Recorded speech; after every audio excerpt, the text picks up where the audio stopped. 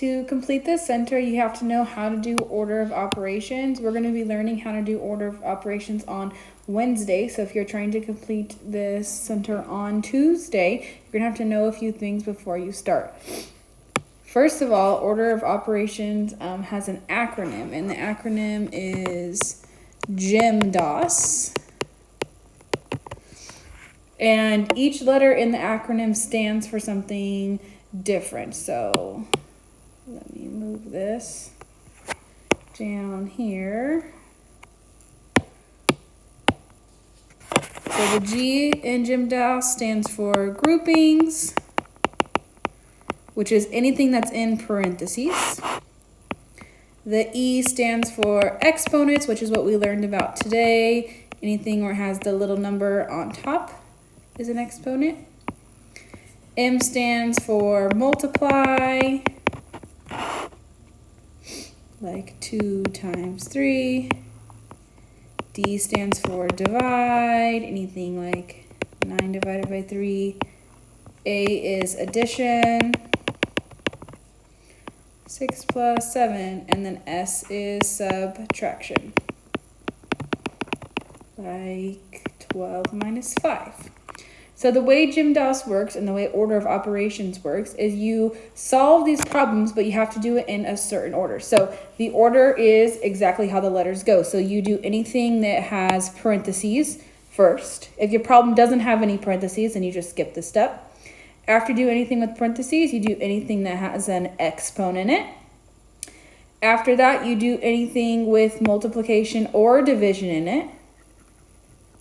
After you multiply and divide anything, then you do anything that has addition or subtraction. And you just follow all those steps in order to find your answer. So we're starting with groupings and then going this way. Okay, so let's try one. I suggest, especially if you're trying to do this center on Tuesday, that you take a screenshot of your screen right now so you know what GEMDOS is, so you can try to solve some of these problems. All right, here we go.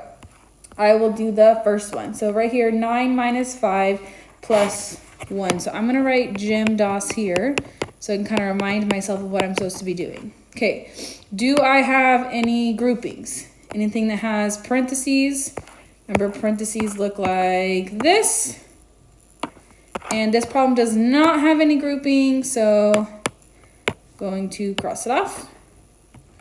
Okay, now let's go to the E, which is exponents, which we learned about exponents today. This problem has no exponents in it. Cross it off. Next is M for multiply and D for division. I don't have any multiplication or division in this problem, so I'm going to keep going. Okay, then we have addition and subtraction. And addition and subtraction are together, but from left to right, basically meaning whichever one comes first. So I can see here, I'm going to be solving the problem from here and going this way. So I'm going to do 9 minus 5 first. Okay, so here we go. 9 minus 5 is 4. And then I can rewrite my problem with what I haven't used yet. I haven't used this plus 1 yet. Now I can do 4 plus 1, and 4 plus 1 is 5. So now over here, I'm going to find where the 5 is, and I see the 5 right here, and I'm going to color it in just like it is right here. So I'm going to color in all of them except for this white one right here. Okay, so I'm just going to use the highlighting tool. You guys should be doing this on paper, so you can use a color. Okay, so all of this gets colored in, all of this, and it is going to make a picture at the end. All of this, and then this one. All right, so I have now finished the first problem. Okay, so keep doing the same thing for all of the other ones, and then depending on what your answer is, you color in that number with the pattern.